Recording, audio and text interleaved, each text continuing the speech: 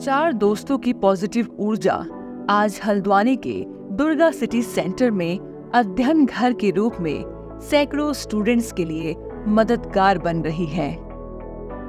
अध्ययन घर ये चार लोगों ने मिलकर खोला है। तो चारों लोग साथ पे पढ़े हुए थे।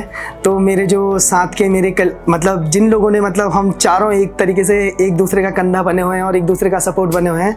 तो जो बाकी तीन लोग हैं, एक का नाम नितिन पाठक है जो भीमताल से रह रहे हैं, और एक नितिन सिंह अंशपाल जो बेरीनाग के रहने वाले हैं, और पंकज शाह जो कि अल्मोड़ा के रहने वाले हैं। और लोगों को लगभग इन तीनों को ही हल्द्वानी में बहुत साल हो गए। तो हमने साथ से ही प्लानिंग करी थी, साथ पे ही कॉलेज ख़त्म किया था। तो उसके बाद हम तुरंत चारों लोग दिल्ली चले गए थे। तो हमने जो बुक्स का काम हम अभी हल्द्वानी पे कर रहे हैं, वही बुक्स का काम हम पहले दिल्ली पे करते थे। तो हमें लगता था सारी चीज़ें सप्लाई हम यहीं हल्द्वानी पे ही करते थे या उत्तराखंड पे ही करते थे। तो हमने कहा क्यों ना क्यों अपने हल्द्वानी से ये किया जाए, तो अपनी जगह के लिए कुछ किया जाए। तो घर वालों की कुछ सीख से और अपने बुजुर्गों को देखते हुए तो हमने कहा हल्द्वानी से ये चीज़ स्टार्ट करा जाए।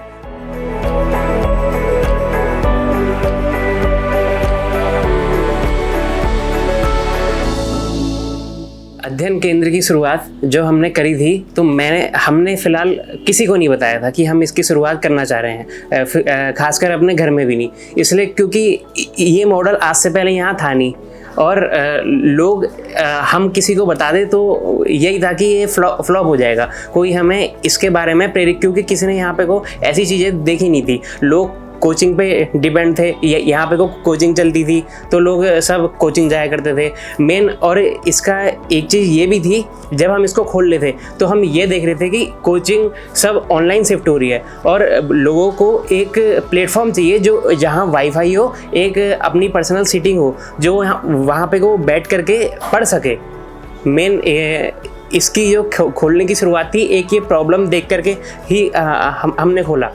जो हम यहाँ से कमा रहे हैं, बेसिकली हम यहाँ पे चाहते हैं कि बच्चों को ज़्यादा से ज़्यादा इन्वेस्ट करें। मतलब कि जितना भी हमारा यहाँ पे आता है तो हम री इन्वेस्ट कर देते हैं एक तरीके से, कि बच्चों के लिए कोई नई फैसिलिटीज़ वो कर लेते हैं। जो उनको कमी लगती है यहाँ पे हम उसमें सुधार करने की कोशिश करते हैं।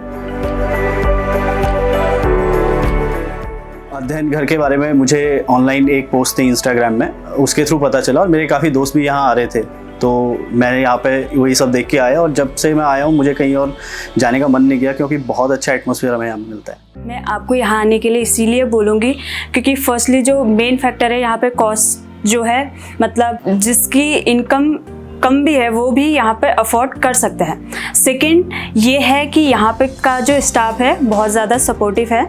मीन्स अगर आपको कभी कोई दिक्कत आ जाती है तो दे विल बी हेल्पफुल। जी, मैं सिविल सर्विसेज की तैयारी कर रहा हूँ। वैसे मैंने कोचिंग तो दिल्ली से कर ली है, तो मैं सेल्फ स्टडी के लिए तो मैंने सोचा अध्ययन घर नाम की लाइब्रेरी है, वहाँ पे थोड़ा अच्छे से स्टडी हो जाएगी, इसलिए मैंने ज्वाइन करी।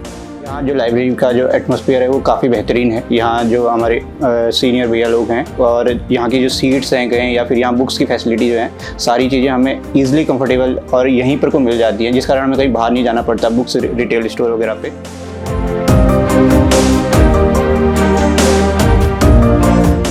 शुरुआत पे जब हमने ये खोला तो लोगों ने हमें बहुत से लोग हमें अच्छी चीज़ें सिखा के गए, बहुत अच्छे लोग आए, और बहुत से लोग हमें ये भी बता के गए कि ये चीज़ नहीं चलता। बट आज हमें इतना अच्छा लगता है कि हमारी वजह से, हम चारों की पहल से और इन बच्चों के सहयोग से आज अध्ययन घर का एक अच्छा नाम है, और लोग भी देख के इस कल्चर को बढ़ा रहे हैं। मैंने यहाँ एक चीज़ जो देखी, वो यहाँ नहीं करने वाला भी करने वाले को देख करके उससे अच्छा कर जाता है। जो यहाँ का माहौल इस प्रकार का बना हुआ है कि मैंने यहाँ ऐसे पहाड़ के बच्चे, जो दुर्गम क्षेत्र के बच्चे हैं, वो आए, कुछ भी नहीं था, वो आए और उन्होंने अपने जो बगल में बैठ रहा है उसको देख करके सीखे, और अच्छे से अच्छा उन्होंने यहाँ पे एग्ज़ाम निकाला है।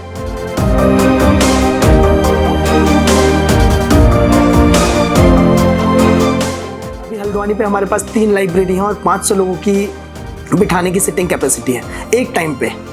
और हमारी लाइब्रेरी डे 1, आज इसे 3 साल हो चुके हैं, डे 1 से ये 24 घंटे खुली है। अगर इवन रात को एक बच्चा भी आए, ये लाइब्रेरी उसके लिए तब भी खुलेगी।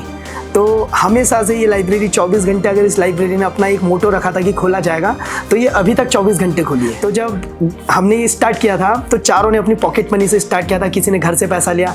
तो हमने पहले से ही 3 से 4 महीने का फंड अपनी जेब पे अलग से रख लिया था कि अगर बाई चांस ऐसे चैलेंजेस रहेंगे तो हम इसको ओवरकम करने के लिए हम पहले से रेडी रहेंगे। अभी हमारे पास जो बच्चे हैं यूपीएससी के हैं, एसएससी के हैं, नेट जेआरएफ के हैं, और कुछ स्कूलिंग के बच्चे भी आते हैं। आफ्टर स्कूल वो लोग यहाँ सेल्फ स्टडी कर लेते हैं, और एनडीए सीडीएस, तो हर तरीके के बच्चे हैं। इवन अभी हमारा बहुत अच्छा रिस्पांस निकल रहा है यहाँ से। पिछले साल एक यूपीएससी क्रैक किया था उन्होंने, 443 रैंक थी उनकी, मीनाक्षी आर्या, तो हल्द्वानी से वो सिलेक्ट हुई। तो जब लोग यहाँ से सिलेक्ट होते हैं तो हमें लगता है कि हमने जो काम किया है, तो हमें लगता है कि वहाँ कहीं हमारी सक्सेस है। आगे का जो हमारा प्लान है, बेसिकली हमने ये सोचा था कि हल्द्वानी में हम कम से कम 10 से 12 लाइब्रेरी सेटअप करेंगे, फिर इसके बाद हम पहाड़ की साइड मूव ऑन करना चाह रहे थे। बट हल्द्वानी में हमने अभी 3 लाइब्रेरी खोली हैं, तो लोग हमसे इन्फ्लुएंस होके, और लोग मतलब हमारे यहाँ के बच्चों से इन्फ्लुएंस होके, तो उन लोगों ने हमें हेल्प की, जो कल्चर हम क्रिएट करना चाह रहे थे, तो उन लोगों ने हमें हेल्प किया। तो अब हम शायद पहाड़ की साइड पे करेंगे, अल्मोड़ा अपने होम डिस्ट्रिक्ट पे, और कुमाऊं की साइड पे जितनी जगह बचती हैं कोशिश करी जाएगी कि जहाँ जहाँ तक हम पहुँचे वहाँ पहुँचने की कोशिश करी जाएगी। यहाँ पढ़ रहे स्टूडेंट्स इस जगह को आज के समय की ज़रूरत मानते हैं।